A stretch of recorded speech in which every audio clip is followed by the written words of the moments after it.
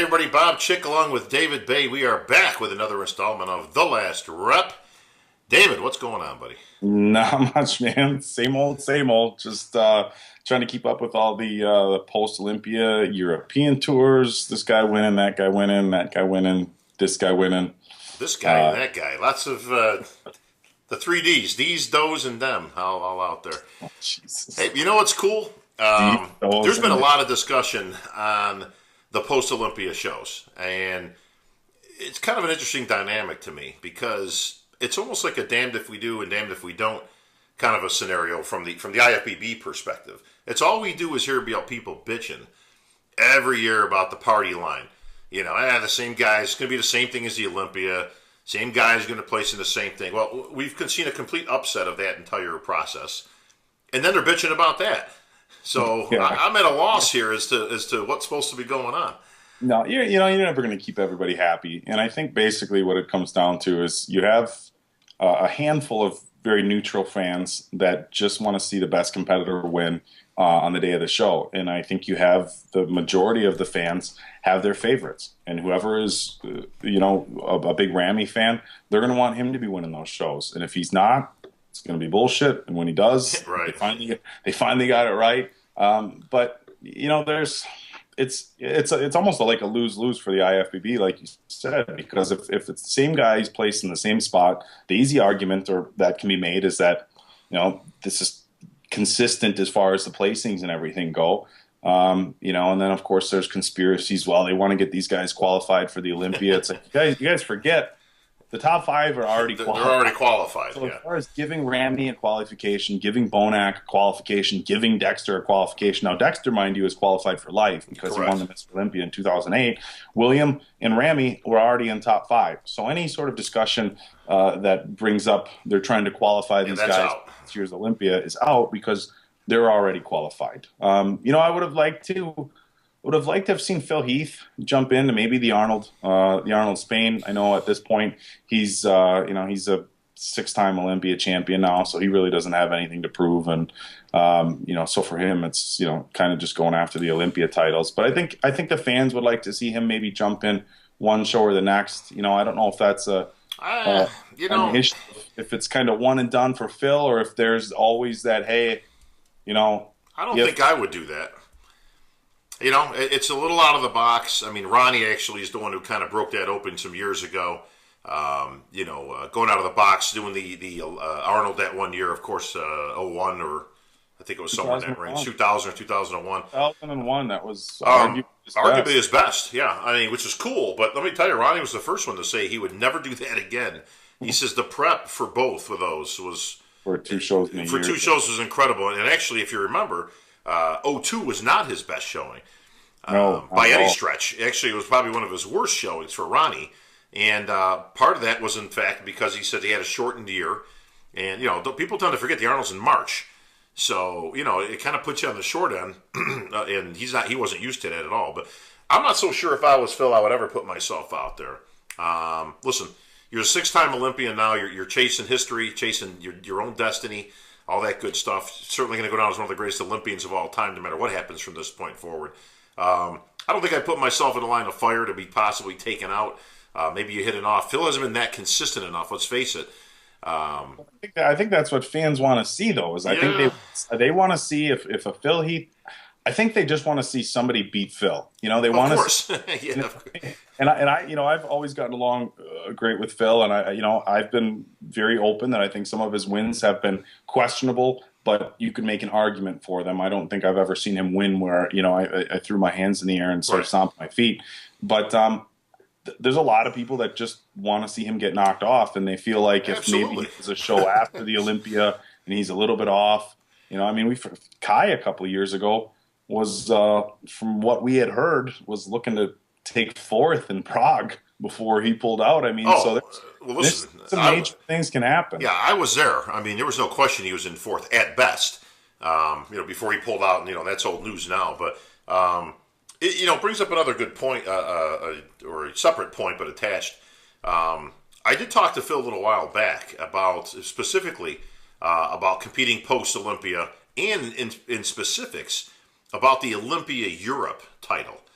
And I got to be honest. Well, first of all, he shot down competing after the Olympia right off the bat. He's like, nah, I'm not interested. Ain't going to Okay. happen. It's okay. And I says, what's your take on this Olympia Europe show? And he's like, I got to be honest. He says, I don't like it, and I find it disrespectful. He doesn't like the idea that there's another Olympia title out there. Now, forget about the Olympia Amateur. That's a whole different thing. Right. Nobody cares. It's fine. You know what I mean? It's very specific in what it is. Phil does not like the idea, and I can't say I blame him, that there's another Olympia. Now, I'm not even so sure what this title is. So if you win this show, are you the Olympia Europe champion? Are you Mr. Olympia Europe? Are you, certainly you got to take the Mr. title out. There can only be one Mr. Olympia.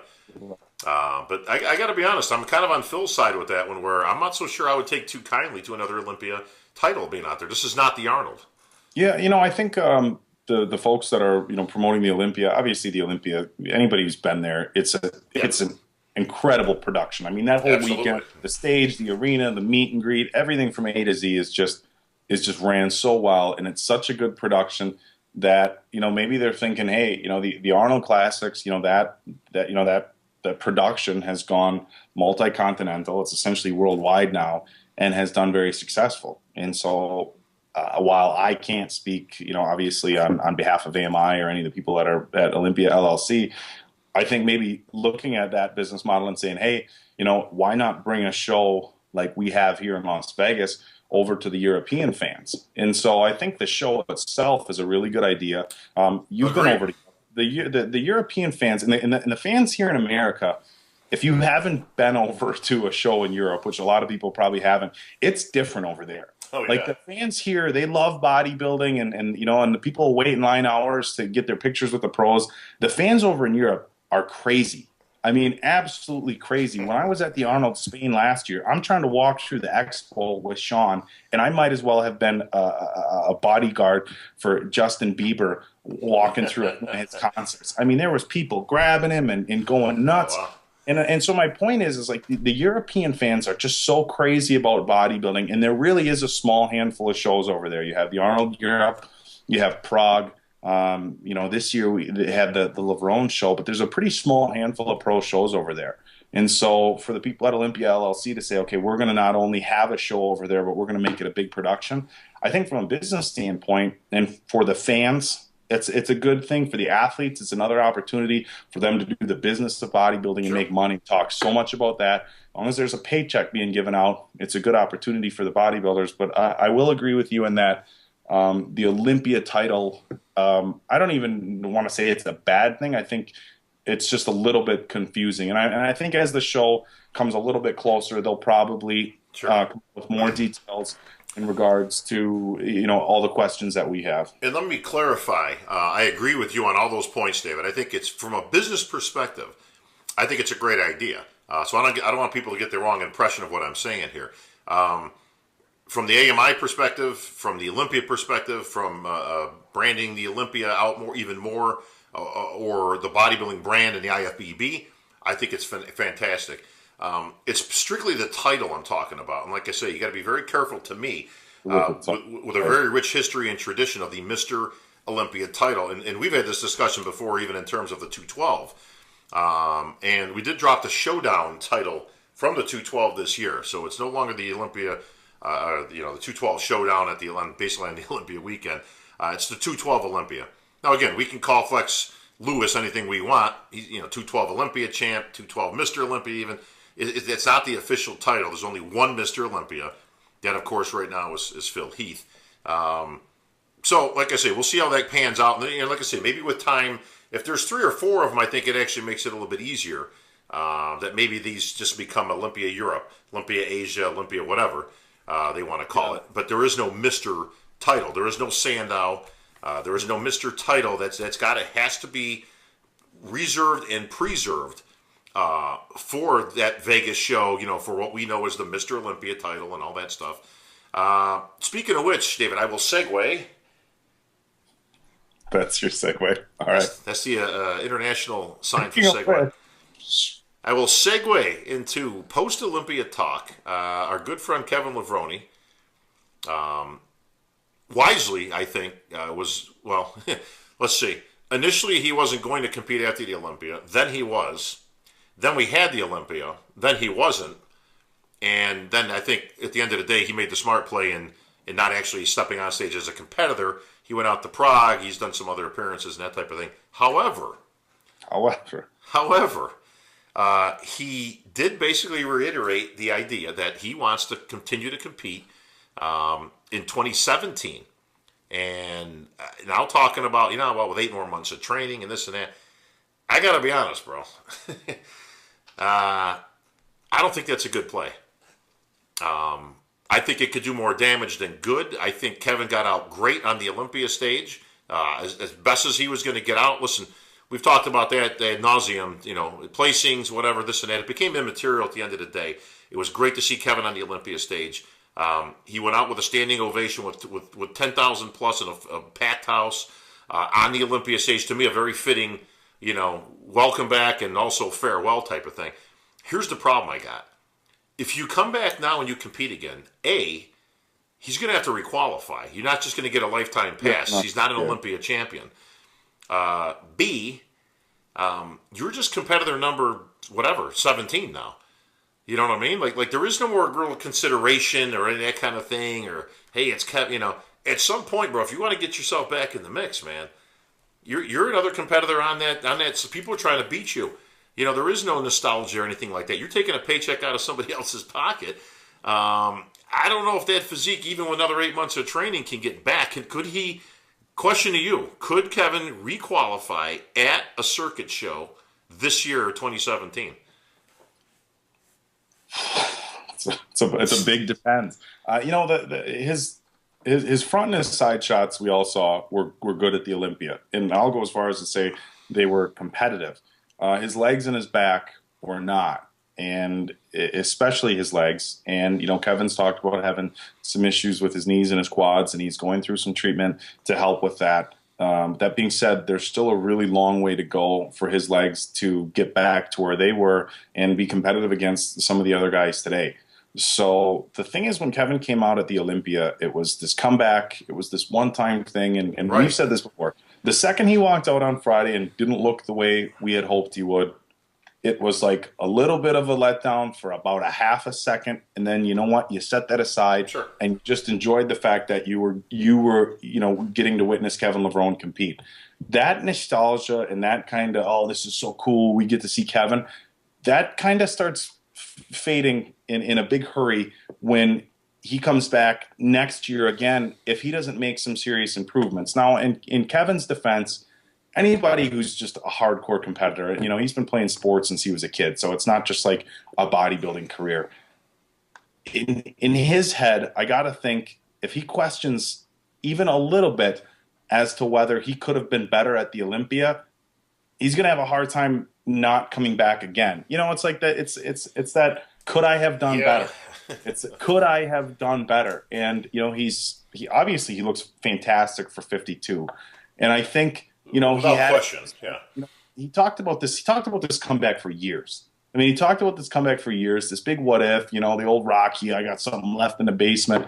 You know what? And he went out and did it, but he wasn't satisfied with what he did. So I don't think he really got the answers he was looking for. And if he wants to come back and compete again next year, I say, go nuts. Do what you want to do. At the end of the day, he's got to do what's going to make him happy, and he's got to live with his decisions one way or another. And getting up on stage and not looking the way he wants and saying, I gave it another year, at the end of the day, to me, is going to be better than him hanging it up for the next 10 years. So, what if I would have, tried this and this and this? But, in any regard, I'm with you. He's not going to get any free passes. And the thing is these young guys, for as much respect as Kevin gets from these young guys, and we saw that at the Olympia this year, every one of them, they're going to be gunning for him. And they look at him as another competitor. I mean, Kevin's, he's jumping back in with the Sharks, and there's some deep waters now in the IFBB with some of these young up-and-comers, and he's not going to have, to answer your question in this ridiculously long runaround answer I gave you, I think he would have a very difficult time qualifying for the Olympia unless he makes some major improvements in his arms and legs. If I look at the shows that I've covered so far this year, okay, Poland, you had Cedric winning. Then you had Dexter win a couple shows. Kai won a couple shows. Dallas McCarver won in Chicago. Justin Compton won, in China, and he won in Sacramento. I forget who even won Tampa. That's Well, Josh Lenarowitz won. Josh Martowitz. I mean, so basically, Bonac won these shows, and I ask myself, could Kevin beat any of these guys? And right now, the answer is no. I mean, you got to look at the guys that are winning. The guys that are winning shows are also guys that are in the top 10 or 12 at the Olympia. So let me ask you this though: does it beyond the qualifying for the Olympia scenario, which, like you say, is an uphill battle at best and very unlikely, and that's with all due respect. Does it tarnish the legacy though? I mean, does going back out there now, like you say, does it take a little bit of that edge off, where it's like, let's just hypothetically say he goes in a couple of shows and he doesn't fare that well. Let's just say he takes a 10th, he takes an 8th. That type of is that worse for the brand going forward than just hanging it up now and leaving with that feeling that you were on the Olympia stage, that you got a standing ovation? It was great to see Kevin again and all that. Does all that get washed away the minute he steps on a Europa stage or a Tampa or a Chicago? For a few years, yeah, I think so. I think people, I just when you started talking about it, the first thing that came to my mind, being a Wisconsin guy, is Brett Favre.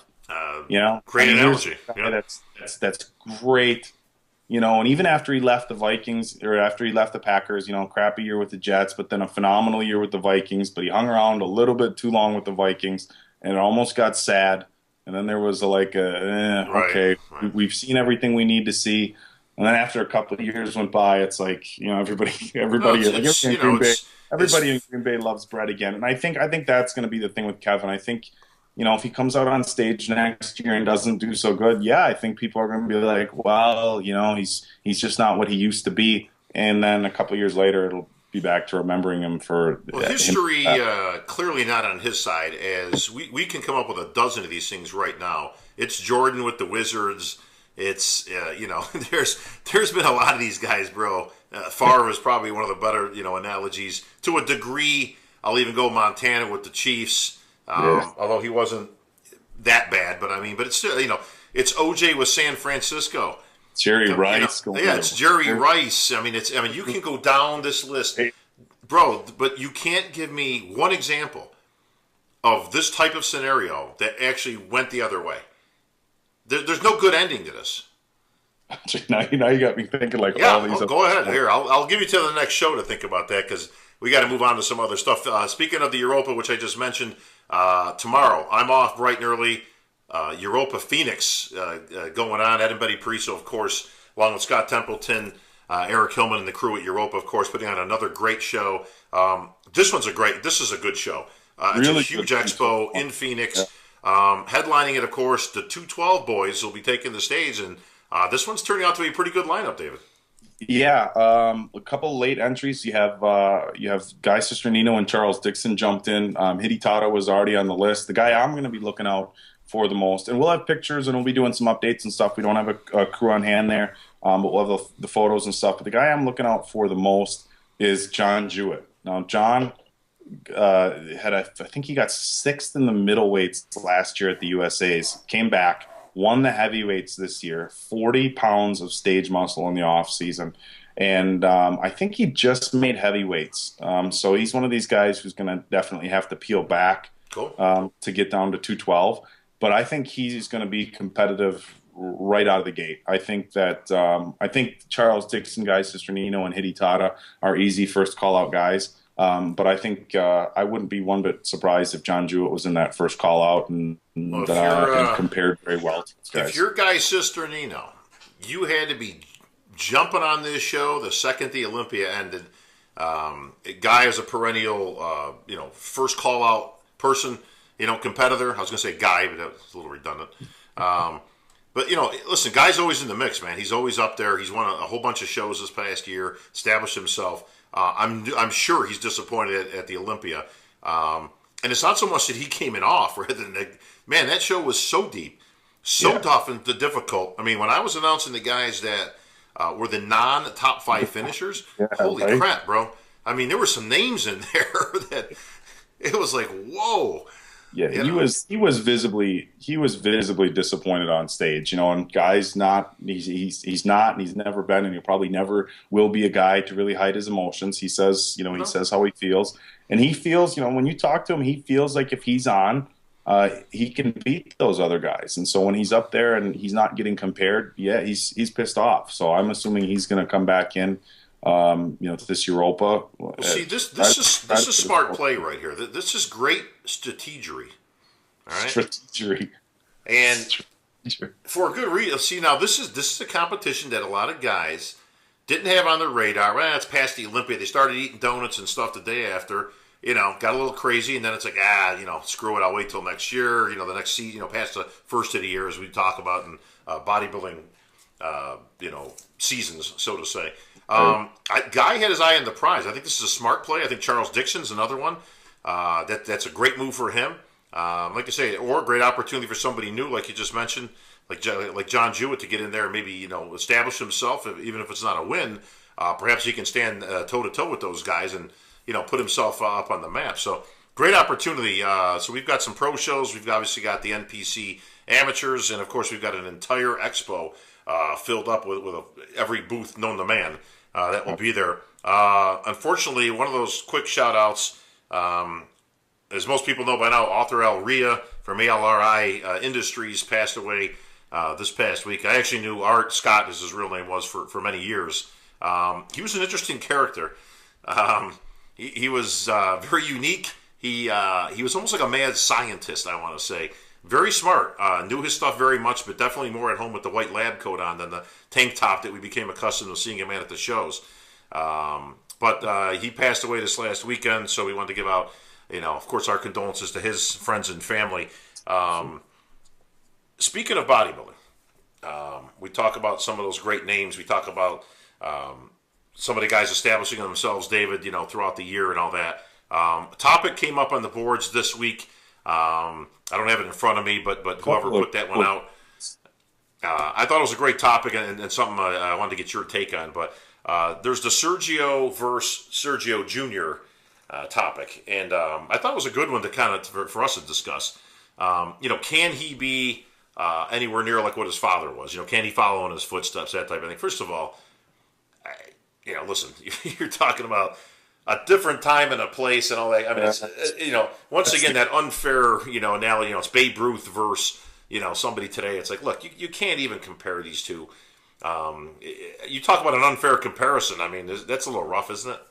Yeah, of course it is. It's a terrible comparison, and the reason it is because what you just said. There's 40 years separating when these guys got on stage, and the thing is, to me, is we've talked about this time and time again with competitions at every level. Until you see two guys standing next to each other, it's hard to make comparisons. Obviously, you can look at a picture of Ronnie Coleman in his prime and some Joe Blow from wherever, and you don't need to see them standing next to each other to make some sort of judgment call as to who would win.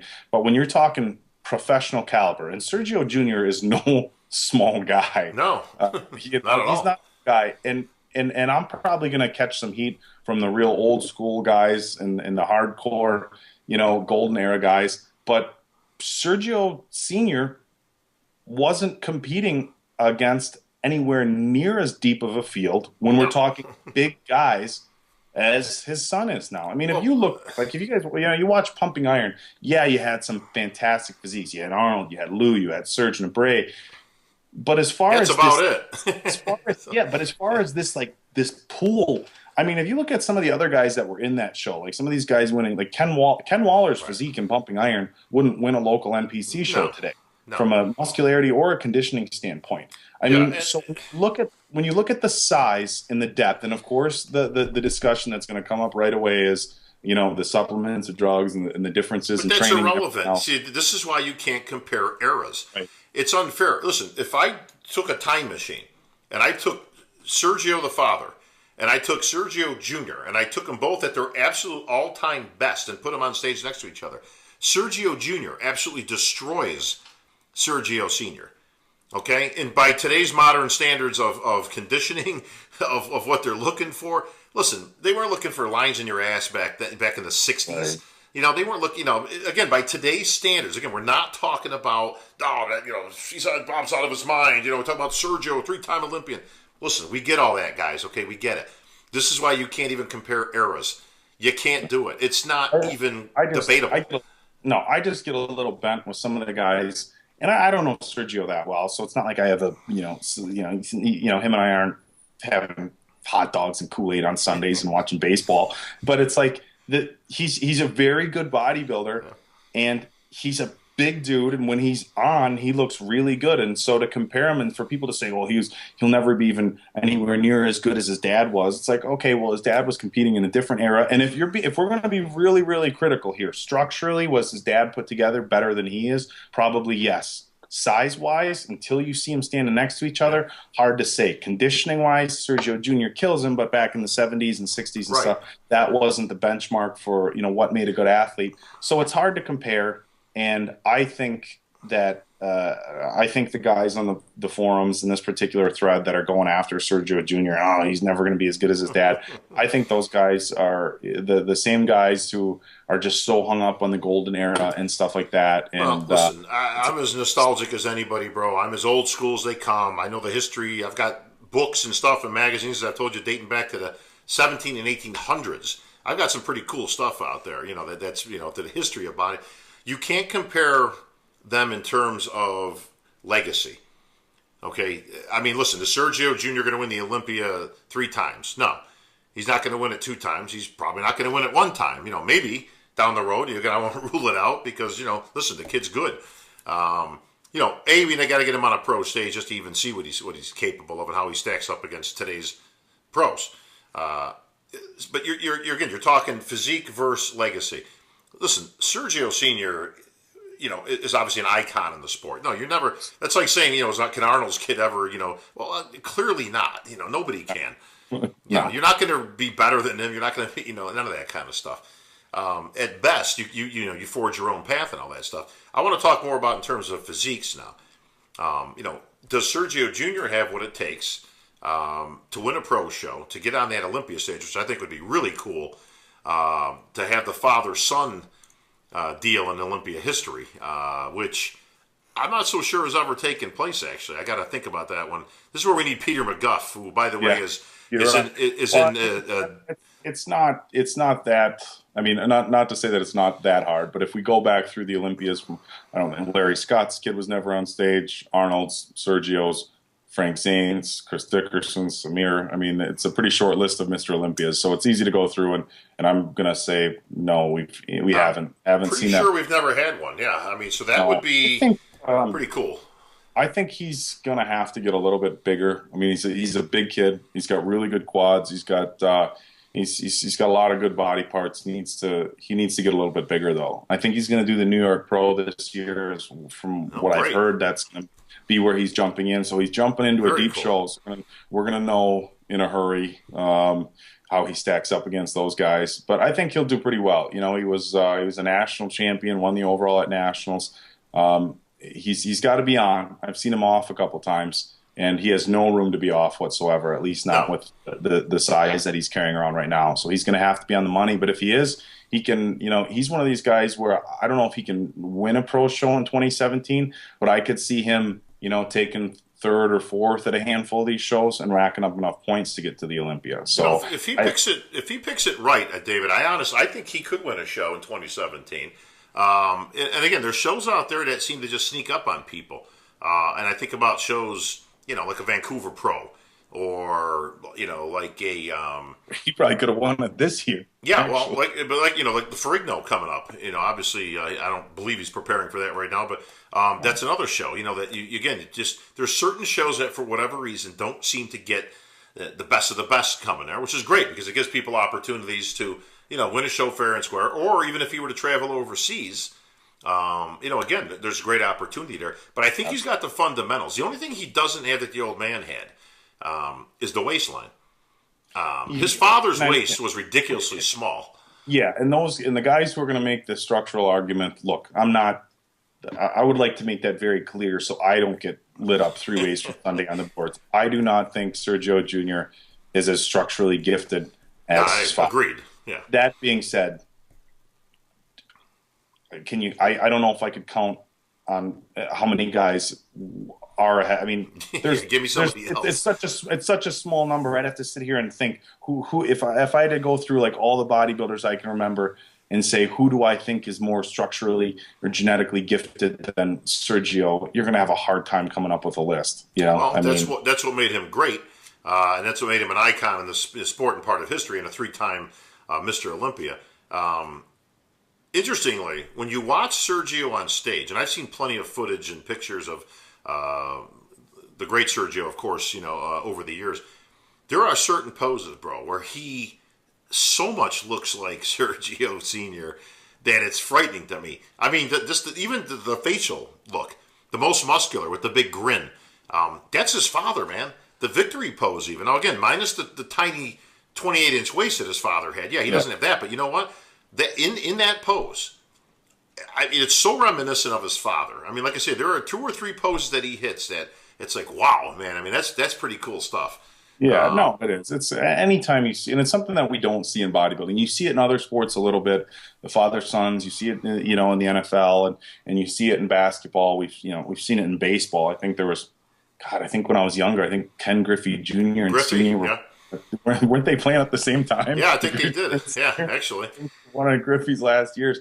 But I mean, but it's not something that you see in other sports, and we see it a little bit in bodybuilding. Hunter Labrada's done very well for himself competing. Durham Charles' son has done a couple of shows. I don't know if he's done anything recently. So, David Hawk's son, I think, was oh competing yeah, for a little bit. there's So there's a been hand, there's been a whole there's bunch. Yeah, yeah, there's a handful of bodybuilders that have had their sons compete and do well at a local or a national level, but I don't know that we've seen anybody reach the pro ranks other than Sergio. So it's a cool story, not only because you have a father and then a son that were pro bodybuilders. Obviously, his dad having been Mr. Olympia and an icon makes it a much cooler story. But I think the guys need to ease up a little on Sergio Jr. and just give him yeah. some time, let him grow, and it's not a fair comparison to his dad, and you're never gonna have a good argument Well, give him a about. break. Jeez, I mean, could you pick the guy's his father's Yep. is a one of the most recognized names in bodybuilding. Beat Arnold, one of the few obviously to ever do that,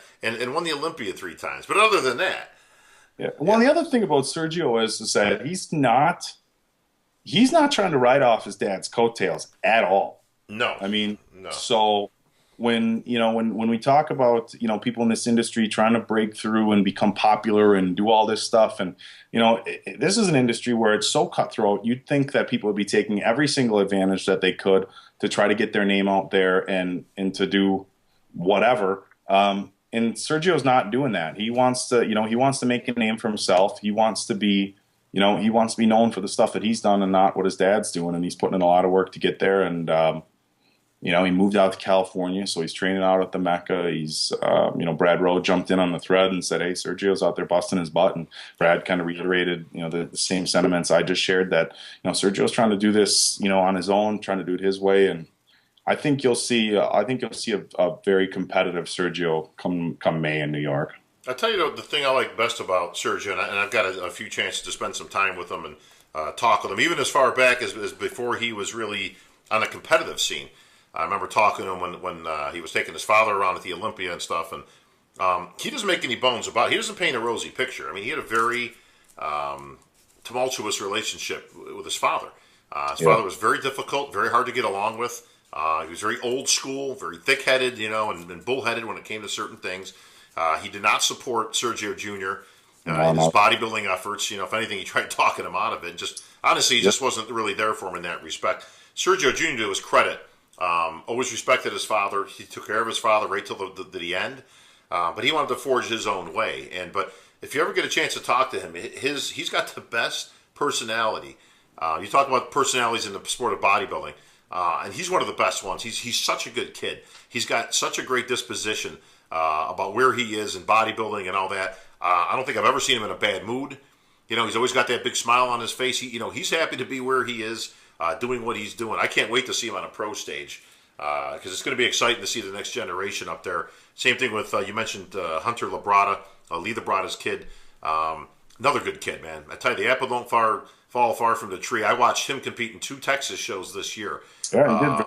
Both of which he won one and the overall. The other one he won his class, lost the overall as he was trying to move up in weight. Just he's in between kind of a heavy and a super heavyweight. Right. So they were experimenting a little bit, which I think this is a great time to be doing that. But man, same thing. Poses reminiscent of his father. You could definitely see similarities in their style. Obviously, he's been taught by the best. Lee Labrada certainly right up there. So I was expecting a damn good routine. But man, his physique is good. I mean, that kid is good. It'd be pretty cool to see Hunter Labrada and Sergio Jr. On stage at the same time. So it'd be kind of good to have the next generation up there battling it out. Yeah. All right, finally, David. Not all that glitters is gold in this industry, of course. We saw this last week, this explosion on social media and on the boards, of course, with this entire Blackstone Prime, Aaron and PJ, I mean, bro, what do you make of this? What a mess. You know what? Here's my take on this whole situation, and I've known Aaron and PJ for a while, and I might get lit up for this a little bit. I'm going to try to stay kind of neutral in this whole situation. Look, as far as John Meadows is an amazing guy. So when John Meadows puts something out, I'm going to take his word for it. Period. I don't need to ask twice. Whatever.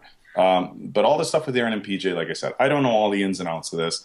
I'm not going to start trying to throw one person under the bus or the other person under the bus. I don't want to get in the middle of all that because I don't know all the ins and outs.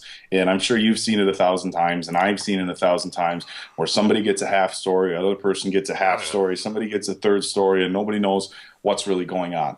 So as far as all that's concerned, as far as what happened and all that, I don't want to get into that too much. I just did want to say that from a supplement company standpoint, I think if they were underdosing, I think that sucks. And the thing is that we know. Look, this bodybuilding is a business, and everybody's out to sell supplements. We're a magazine and a website. We're selling advertising to sell supplements. Sure. The target market, you have kids between the ages of 16 and 24, and then you have another market between the age of 24 and 35 going out and buying these supplements, spending their money. And these aren't people with a ton of money. We've all been there. It's like, okay, I'm an 18-year-old kid who's going to work a part-time job, and I'm gonna stay home on weekend nights to try to do the right thing, and I'm gonna spend the hard-earned money I make on these supplements that are going to help. And I mean, there's a whole other argument. Should these young kids just be eating food? But the supplements do help, and it's like if you're gonna spend your money on that stuff, you should at least be getting what you're paying for. Now, every supplement company makes all these supplements, and the claims as far as what they're going to do, to me, there's two different things. You can say it's going to add 300% more muscle, and if you buy that, then okay, whatever, that's on you. And if you think getting it, I mean, I used to work at a GNC when I was younger. We had people come in and thought if they bought a 5-pound tub of protein, they were going to add 5 pounds of muscle. I mean, it was there's all that. Right. So you can talk about supplements and the effectiveness of the supplements until you're blue in the face. And that stuff is so debatable, it's not even funny. But what's not debatable at all is that regardless of what you're selling, what you're putting on the label is what should be in the product. Regardless of how that product works, whether it's going to work for Joe Blow and not work for the next guy, whatever you're putting on that label, whatever they think they're paying for, that's what they should be getting. And this isn't a supplement industry thing. This isn't even a bodybuilding thing. This is just every industry. People are spending hard-earned money on products, and they should be getting what they should be getting what they're paying for, or what they're being told they're purchasing. Now, the one side I do know a little bit about that I will go into is that High Tech Pharmaceuticals bought Prime. Now, we've known the guys for High Tech for a while. They sponsor a lot of our stuff. I had a chance to go down to their headquarters in Atlanta in February. They make all their own stuff. That's the one thing, and we have some videos on High Tech that we put out there. They have their own manufacturing plant. So all the products that High Tech makes, they manufacture in-house. They have very stringent testing protocols for all their products. And they're good guys. I mean, it's like you went down there, and my first trip down there, I wasn't sure if it was going to be all suits and everybody's all uppity. It's just a big gathering of guys. And I think high tech will do a good job with Prime. They've acquired a couple other companies that have, either, gotten in bad situations or, just had the owners selling them. So they've acquired other companies, done a great job with them. I think they'll do a great job with Prime. I'm sure they'll be manufacturing. There was discussions about Prime being manufactured by other people. I can't say for certain, but I can't imagine high tech would be having anybody else No, produce probably not. the Prime products, having in house. So as far as moving forward with Prime Nutrition, with high tech as the owners, you're going to get good products. And here's the other thing I'll say, because high tech's owner Jared is catching a little bit of heat on the forums from, because if you Google the guy, he's had some legal stuff come up. Sure. But the thing about Jared, and we're not going to get too much into far in the past because there's some stuff, but whatever. The point is that most of the legal stuff you see between the FDA and the government and Jared right now, as far as lawsuits and stuff, that $40 million lawsuit that they beat, by the way, they want to produce their products, and the government wants to come out and say, you can't claim this, or you can't claim that, or you can't do this, or you can't do that, or you have to put this regulation, or you have to put that regulation. And that bankrupts a lot of supplement companies. If you're making a product and the government all of a sudden comes out and says, well, you can't sell that anymore, right, that's the end of the day for some supplement companies. Jared's in a position where he says, no, I'm not going to let the FDA or the government or whoever bully my company around. So if you want to take this to court, let's do it.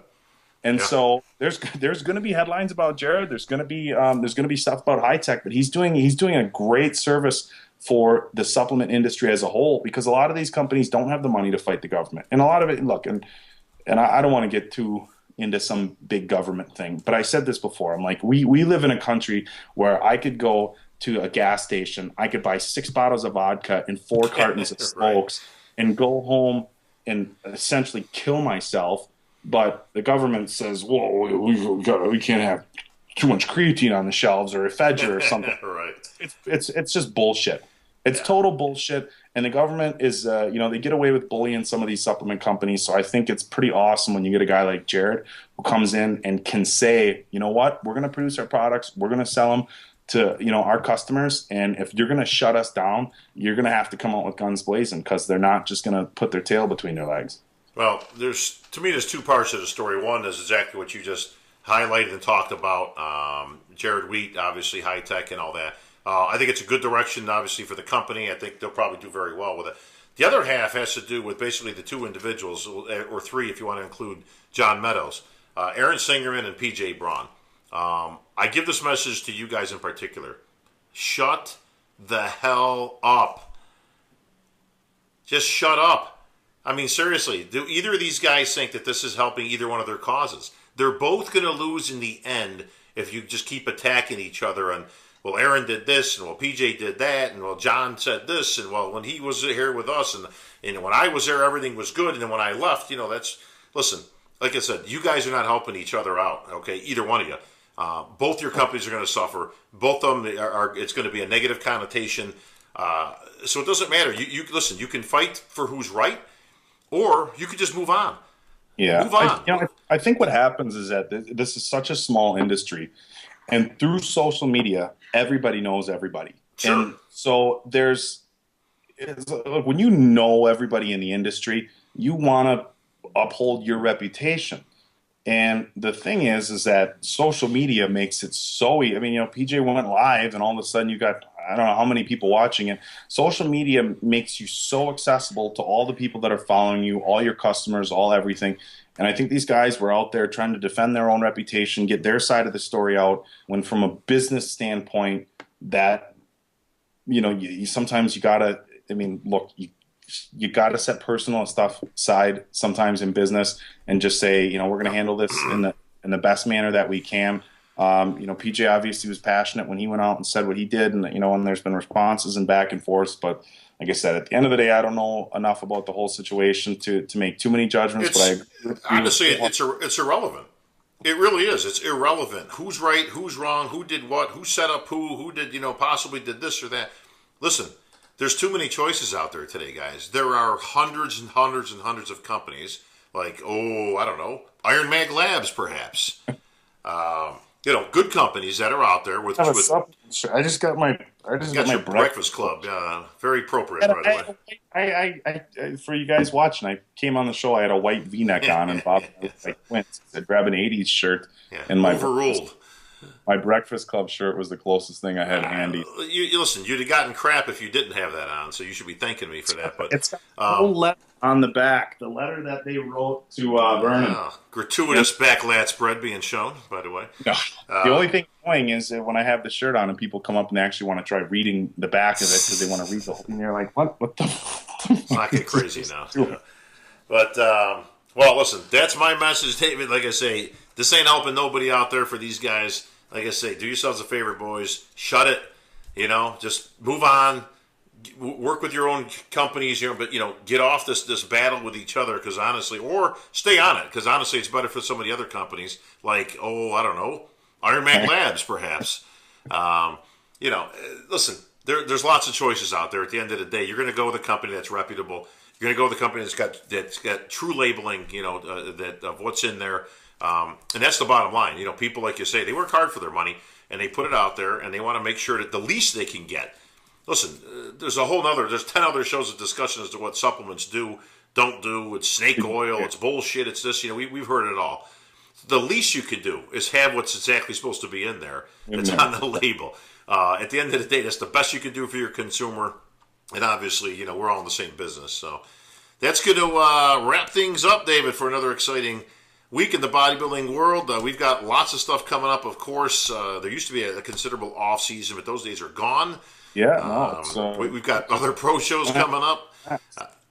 We've got Phoenix this weekend. We've got the Nationals just around the corner.